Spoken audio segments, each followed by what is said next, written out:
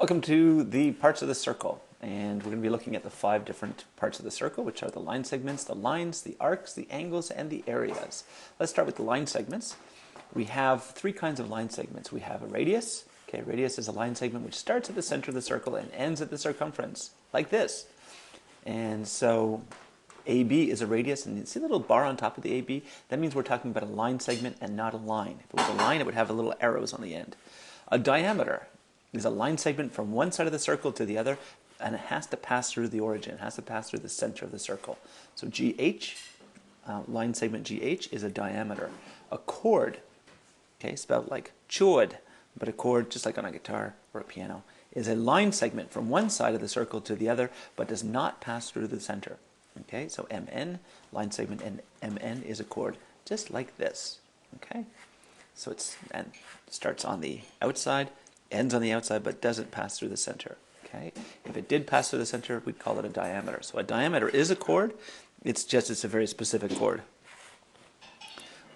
Then we have the lines. We have 2 kinds of lines. We have a tangent, which is a line which touches only one point on the circle at the circumference. And we have a secant, a line which passes through a circle at 2 points. Okay, but it's a line. All right. Now a tangent, like when you say someone's going off on a tangent, it means they kind of touch on the point. They touch on whatever it is they're talking about, and then they go off into space. Okay, they just go off in some other direction. All right, and that's why we call it going off in a tangent, because they kind of touched on the central theme, but they've gone off in some weird direction. Okay, so that's a tangent. Now a secant. To remember secant, think of, this is an arrow, and it shot through someone's eye, and now they secant. They can't see. All right, it's horrible, I know, but it'll help you remember. So those are line segments, the lines, the arcs. Now, really, you have an arc. Okay, an arc is like that. Okay, it looks like a bow. Okay, and some people call a bow an arc. I'm going to shoot arrows with my arc. In French, you would call a bow an arc. So that's easy to remember. Now, a semicircle is a specific arc, which is like half the circle. Right? It subtends the diameter. All right, so AB is the diameter, and so that's a semicircle. Okay, MN here, an arc, subtends a chord. Okay, so subtends is, meets the chord. Think about it that way, or is defined by the chord, right? So if this arc MN was a bow, okay, then the string would be a chord. Whereas with a semicircle, if arc AB was a bow, then the string would be the diameter. Okay?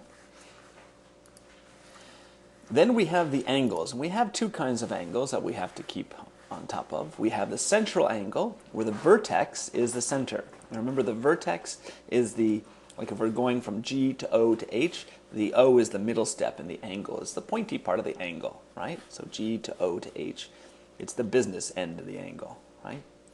So the vertex is the center in a central angle. In an inscribed angle, the vertex is on the outside.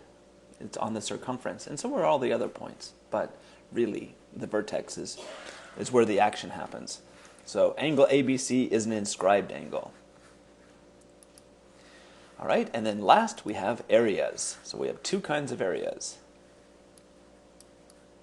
We have the segment, okay, which if someone just chops off an end off the circle, let's say you're having cake, and one of your aunts cuts the cake this way so that you get like none of the icing. Yeah, that's a segment. Okay, a sector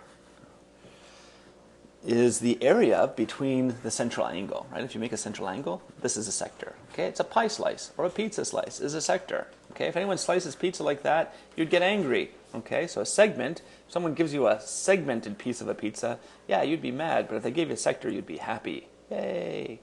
Okay. Okay, so to do these questions, you have to look up here at the question. So it's an angle, BAC, so B to A to C. The vertex is on the outside, so it's an inscribed angle. But you only have 20 seconds to answer. Okay. And this is an arc, so AB, and AB is a diameter, so we're talking about a semicircle. And this is a line, so we're talking about a tangent. And this is an angle. A is once again on the outside, so it's an inscribed angle.